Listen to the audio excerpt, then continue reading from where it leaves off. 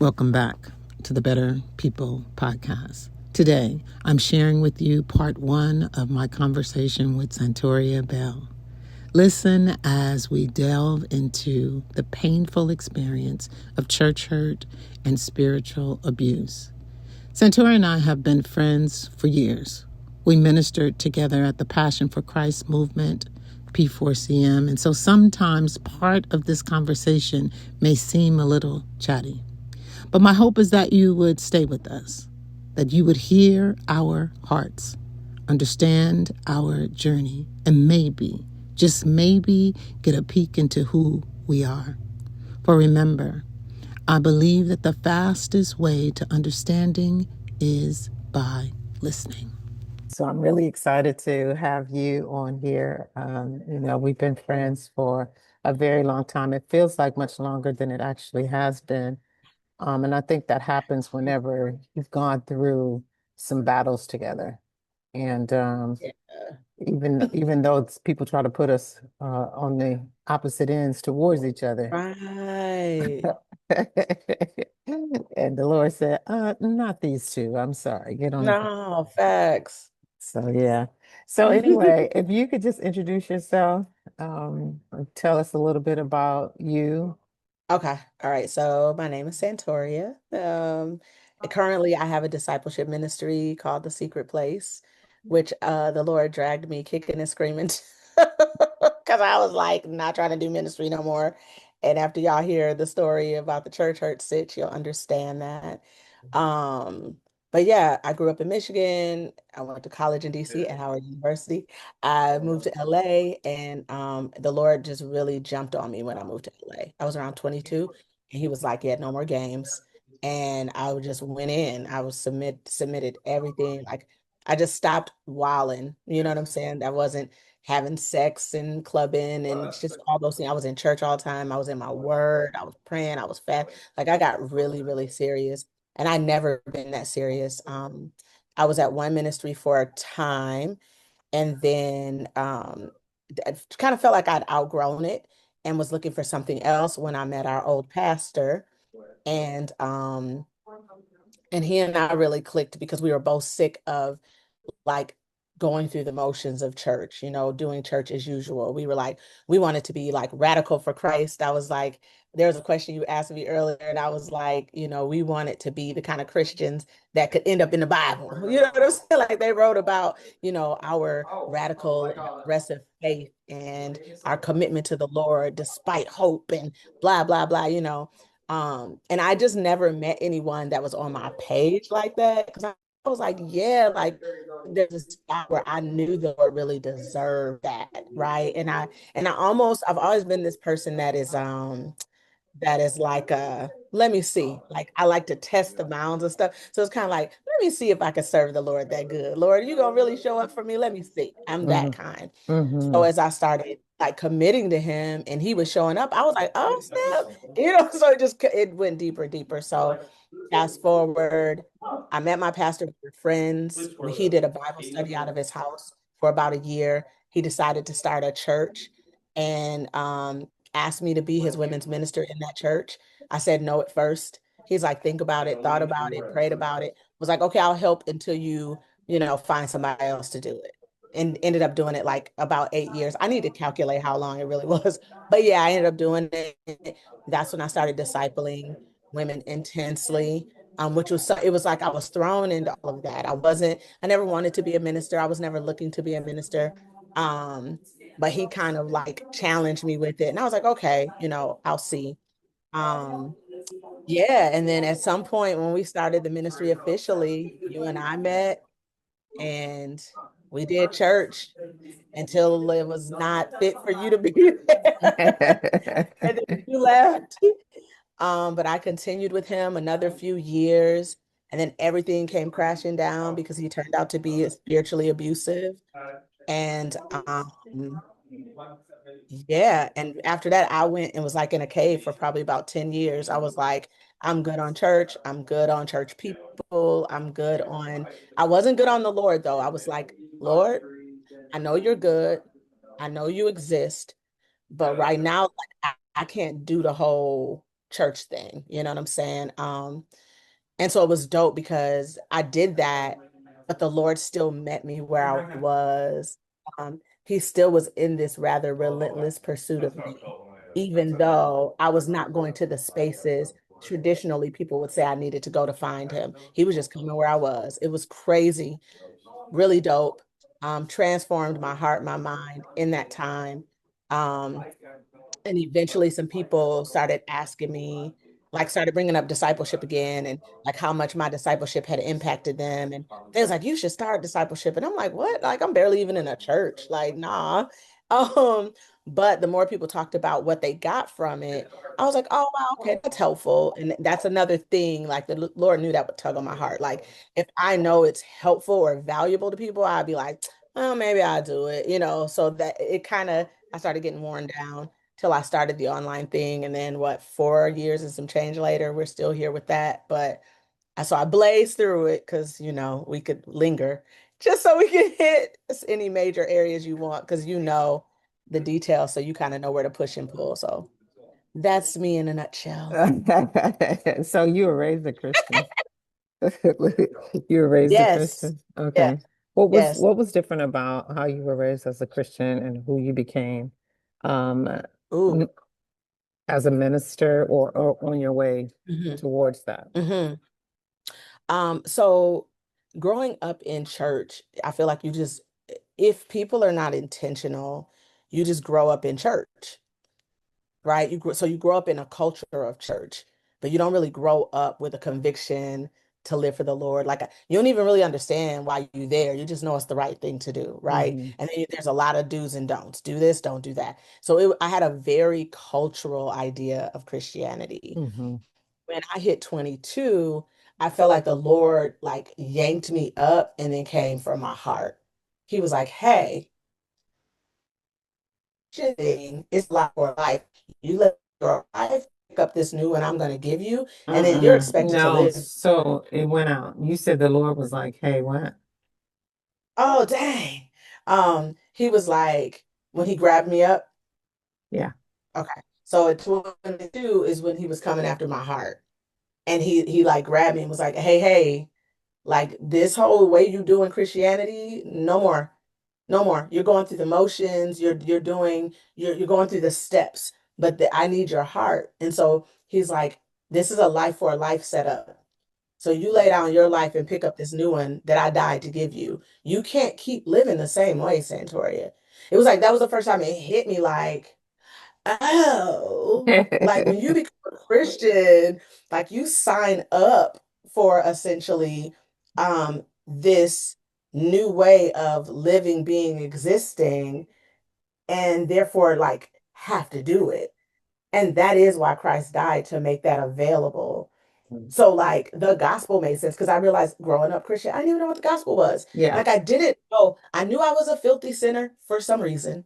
And I knew Jesus died to save me.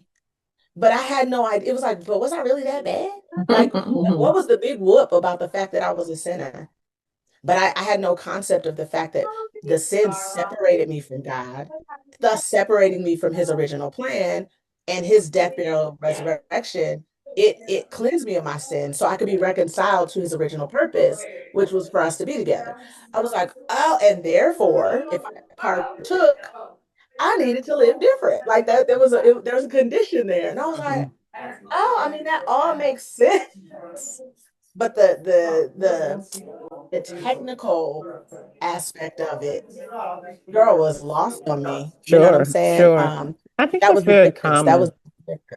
I think it's really common when I think about it right now as I listen to you and I reflect on some of the things that we just talked about earlier in terms of when I asked you earlier in our prior conversation, hmm how old was, the person that we were talking about, and that connected with my experience over time with people and my children. And, when you Yeah, mentioned the whole idea of being raised a certain way, but it's not clicking, it yeah, seems to always end yep, up that way, that yeah. there's this foundation that's being built, but now I don't necessarily see it as testing, but there needs to be some space where there's this choosing.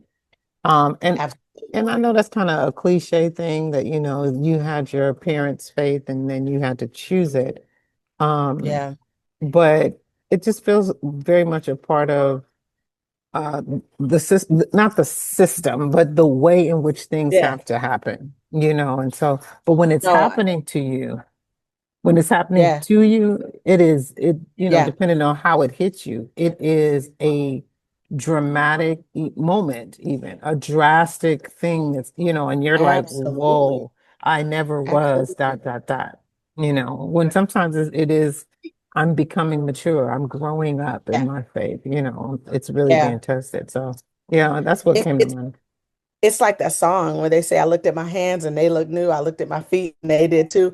It's literally to add to the drama of what you were just talking about. It's literally that dramatic. You're Yeah. like, I see the whole world different. Oh Hmm. my gosh, I was Hmm. tripping. What was I doing? What was I Sure. thinking? It's like realizing you're in the Matrix and you thought you was in the real world. Girl, I literally, when I think about, because I wasn't raised a Christian, I was raised in a Nation of Islam, and then when I became a Christian, that's what it was like. It was like my eyes were Mhm. open and everything kind of made sense. And, when I became a Christian, my brother-in-law now, who wasn't my brother-in-law at the time, he was, he was very instrumental in who I became, in the Mm. sense that, he took time, he was very intentional about the way that I gained Mhm. my understanding of Mhm. God and the Mhm. scriptures in particular. Yeah. And it was a very valuable time period because Yeah. we walked together. And, Yeah. at the beginning we were walking together, but he didn't call it discipleship. But then ultimately he formed a discipleship group. But it Mhm. was, I'm going to take time to teach you. I'm going to create these groups so that you can learn inside of a community. And Yeah. then although we were inside of a church where women leaders, there was no such thing as women leaders. He never snatched that from me. Like, he saw my Mm. gift and created spaces for me to lead, So, even though there was leadership for women, yeah. but you couldn't teach men. And he Ah. never came off of that, because that's still Yeah, the way yeah, he's standing yeah. right now. But he did, he did put me in positions to grow, and to put my gift on display.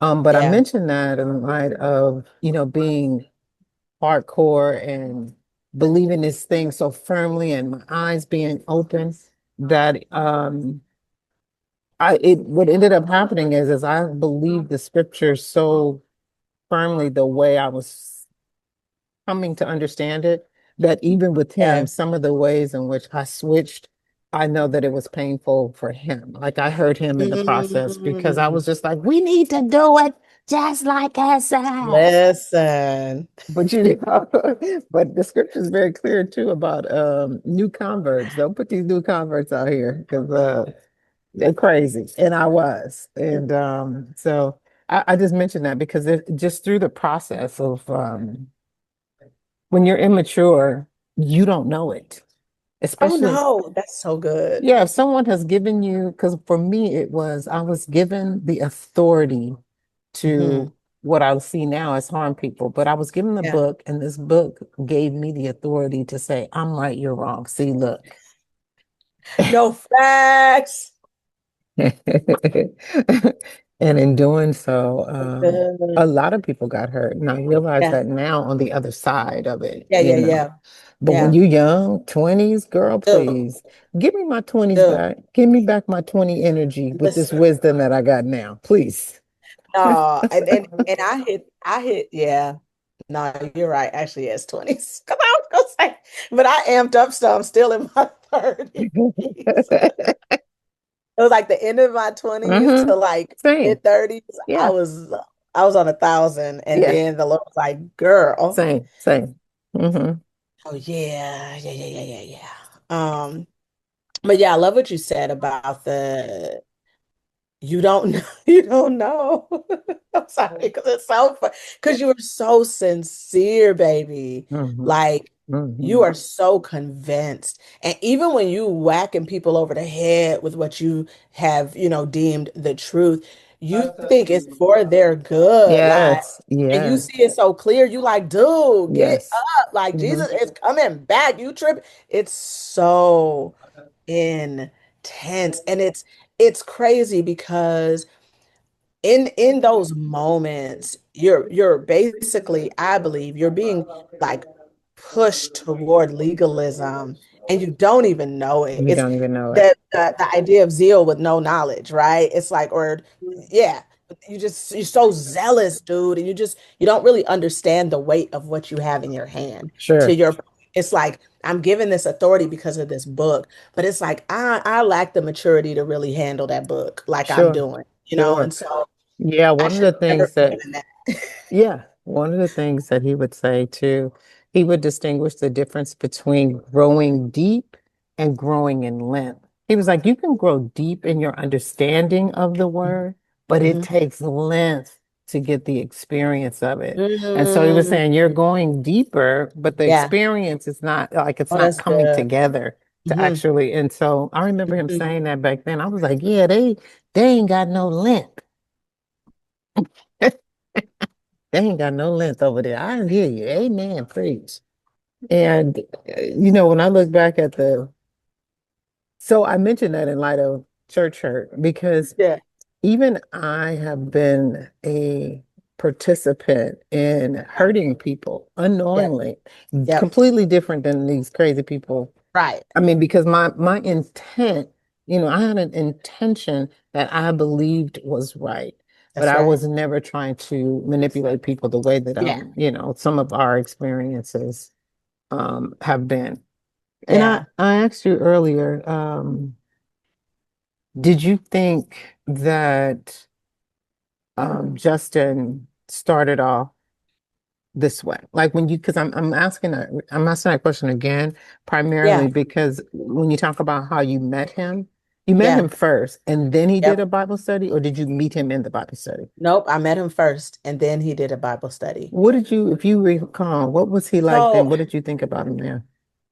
oh, he was very kind and generous and just seemingly had a heart for the Lord and wanted other people to come into the knowledge of that. And so if he met people and they had a hunger to know God, but didn't have resources, like he was known to buy people Bibles. He would buy them like concordances, um, commentaries, like he was like on it with them. He would connect people oftentimes, like because he was a single man, he would connect women with me, like, hey, Sam, would you get up with this person? They really want to learn more. Maybe y'all can get in the word together. He seemed to just have a genuine heart for people to know the Lord. Um, but you asked the question, so I would say initially, I really believed that he started out sincere. But in retrospect, right? Um, I think he started off corrupt. I now believe even his kindness was all an act to lure us all in. It was all an act to form this family, if you will. It was all an act for us to, it was almost like a sociopath or a psychotic person. I don't know which one it would be, like the description of that, right? The way they lure, like they would say Ted Bundy was, I think, who was a sociopath. He would look weak to women to lure them close so that he could exploit them, rape them, kill them, right? I feel the same thing with Justin. I feel like he appeared harmless. I love Jesus and I love you. Look, I bought you this Bible. Look. I let you come over my house. Look, I picked you up, to the airport and from the airport and did this and did that. And I haven't asked for anything back, right? I think he knew that it would have the effect that it did because honestly, it didn't take him very long to go corrupt. It took us long to figure it out. But that's because we had that experience of him being nice, which is classic for abuse, right? You endure all this kindness. And so when they go left, you feel like it's a fluke, or maybe they had a bad day, or you don't believe that's their character. So you hang around enduring the abuse because you're waiting for the nice guy to come back. And he doesn't. He gets more enraged, more manipulative, more condescending, more gaslighty. And so for me, and then to find out, because the way Justin got exposed is because he was manipulating women with the word. He was involved with women, using the word to justify it. And to the point, and I don't know if I'm jumping ahead, but No, can I you're s- fine. Yeah, you're good. point where the girl that ended up confessing and exposing him, when we confronted him, he was involved with her sexually. And he said, when we confronted him, he said she didn't realize she was a sinner. She needed to understand how sinful she was. So I sacrificed myself sinning with her so that she could come to the Lord, see how bad she needed. With a straight face. I was like, what? Right? And so, but I found out he had done that to other women early in the ministry, in the Bible study stage. We just never found out. Because once she came forward, all these other women came forward too that he had messed with and vowed, silence. They had all, been committed to this code of silence to protect him. Um, and he also, I will say, for the women, he made them feel like they were the only ones he like messed up with, so that it wasn't, but it was really a pattern. It was the way he lived and it was what he'd done. So now I think, oh yeah, he did that out the gate. He knew what he was doing. He knew how he was going to set the tone. Because even, Oshiri, and I think we've talked about this, like, when you look at the people he selected certain types of personalities. He didn't select people that didn't have attractive personalities. He Hmm. didn't. He didn't select people that didn't have a certain authority to them. He didn't select people that didn't have a certain appeal in general. Hmm. Like, we had people that were in nursing school, that were going to medical school, that were running companies like at the top of their game, that went to UCLA, USC. Like it was all like influential, Yeah. even to the point where we made the flyers. Every time I would hand out a flyer for our church, people would be like, "Hey, y'all just got a church full of pretty people." He's even picking attractive people because Yeah. he was over taking the photos, picking what went on. Like I think what blew my mind with his diabolicalness was when I looked back, I felt like he was strategic about every move he made. And in order to be that strategic, you almost got to know out the gate that that's what you're trying to do, Yeah. you know? Yeah. Yeah. And even when he planted the seed to get us to fight, I think ultimately Justin tried to come between you and I because he saw my power and my influence growing too much in the church, and he never wanted to feel like he had less power than anybody else, right? Sure. And so, because he made a comment to me, Hold on one you second. so he just picked particular people. It's like he knew a certain type of cast would work. Even Justin was not very, in a general sense, he didn't always come off friendly or palatable. So his associate pastor, Chris, was extremely palatable. Everybody loved him. People would throw money at him, basically. And Chris was the money guy. Chris was like, Justin ran the ministry, called all the shots, but Chris was the personality of the ministry. And he Hmm. knew that, right? Hmm. Hmm. The way that I engaged with people, the way that people even were attracted to me, he wanted to use it. So I think that's why he asked me to be his women's minister. It Hmm. wasn't for the reasons he said. And what I was leading to was, and when he tried to plant that seed of division with me and you, I think it was because he saw my influence in that church. He saw that I didn't just have influence with the women, but the men too. Like I Yeah. was respected and revered, and he didn't want that at all. He needed to control everybody and everything. And Yeah. and I really believe he started thinking that because he said to me once, saying if this church, if you and I ever fell out, this church will be split down the middle. And I was like, huh? Hmm. And he repeated it, whatever. And he said, because you have just as much power as I do, essentially. And he said, if people even look to you, they don't look to Chris Facey as no assistant pastor. You the assistant pastor. He Hmm. is entitled, but it's really you, which Hmm. was honestly very Oh, true. He yeah, it was deserves true. way Hmm. more. Um, And so I remember at the time, I was like, why would he think about us falling out? Why is he thinking about power dynamics? Like it just didn't click because I wasn't on that. But he was already tracking it, right? And so fast forward, one of my favorite stories because I think it establishes one of my favorite stories about me and Oshari, because I think it establishes the quality of person we both are, is that he planted seeds in both of our minds about each other to try to get us to like provoke division in a fight.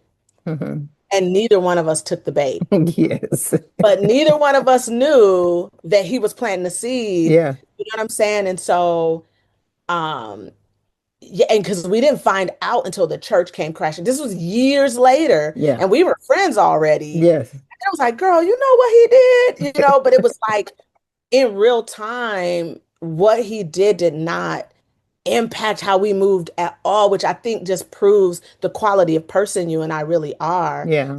Like we were clear, you know what I'm saying, in our minds about one another. And I'm gonna tell you too why I think it's so amazing. And it makes me just love you so much and be like loyal to you because he used characteristics that are true to our personalities. Hmm. Hmm. He perverted it just slightly enough to Hmm. make it damaging when it that wasn't the intention for it. Yeah. And I think the fact that we both discerned, yeah, I don't think, yes, Oshri has a big personality. Yeah, Oshri, can often have a perspective or opinion. Same with me, Yeah. but she's not trying to take over my discipleship group. I've never felt that about her. Yeah. Like when she says something, she's saying something to really contribute. Yeah. But he planted the seed Yes. that was your goal. Yes. And then he Yes. planted the seed with you. He straight up told you, we need a women's minister. Yes. Meanwhile, our women's ministry was thriving. The discipleship was growing. It made no Our sense. women's discipleship was huge. The Yeah. men's discipleship group wasn't even that big Yes. and Yes. couldn't compare to Yes. what was being produced. Yeah. Even now, all the men and women have scattered. Girl, the women are fighting for their lives Yeah. to hold on to the Lord still. Yeah. But where Yeah. the men you was ministering Yes. to, bruh? Yes. Yes. And Yes. so, you know, just to be able to look back and be like, yo, this dude was trying to, and we didn't know each other that well then. Yeah. So it wasn't like we were still building and getting to know each other. And in fact, he was our connection to each other, Yeah. right? Yeah. Like he knew us each better than we knew each other. Hmm. But I love that how the Lord established us. We were just kind of clear on who each other was. It's like, yeah, and it could be because we were so similar. It was like, yeah, she comes off like this, but it's not. But yeah. Yes. That's like who she is. It's not. Yes. Yeah. So yeah, I don't know. Yeah. And I think I was thinking through some of the things yesterday as I was preparing for this and really thinking about how my children, the reason why we were even at P4CM, ultimately, not how we came, but the reason why we were there was because I was trying to, I was doing discipleship somewhere else. And my hope was is that I would disciple people and those people would disciple my children. Hmm. And when that didn't happen, when I didn't see that unfolding, I was Hmm. like, I gotta gather my little chicks, and Yeah, yeah, and go do yeah. something. So we started doing some looking around, and we had gone to several churches, and I would drive my kids hours away. It didn't matter. I was just really Hmm. trying to find something for them. And so when Stephanie, I don't know if it was Facey or Justin who met her first, but I think it was Facey. Hmm. Because whatever. There's some pieces on that. So so she told me about it because, she was a part of my discipleship. And so she was like, oh my goodness, these people are so serious, so focused. You got to come. Like, we got to go check it out. And so Yeah, we did. And it was so fitting because of the hip hop aspect of it. And then just the couches and the lounge. And the kids loved it. Like, as soon as we came in yeah, there, it was so different, yeah. but very serious. And Yeah. that's where I was. And Yeah. Stephanie understood that because that was the type of discipleship that I was engaged in. Like I Yep. said, it was by the book. Now, when I Yeah. got there, though, it was very, very serious, but there were some things, some key elements that I was like, yeah, but they're not doing this. But I said, but it's so good over here Yeah. that I could take these one or two things. Yeah. Yeah. Yeah. And so, and two, I was very careful about who I would say that I was submitting to. So although I Yeah. was really appreciated what Justin was doing and the work and Yeah. everything, he still was never going to be, he still hadn't become Pastor Cox to me. And I remember this man preaching about this or teaching about it or speaking to me about, yeah, people be over here, but but they won't, they just want to call me Justin. They don't want to call me Pastor Cox. I remember him saying something along those lines. But I mentioned that because that was kind of my thing. I'm assessing, assessing, assessing, assessing. And he As was you trying to push things forward. You just listened to part one of this conversation. Go and like and subscribe so that you will be the first to receive the notification when part two drops.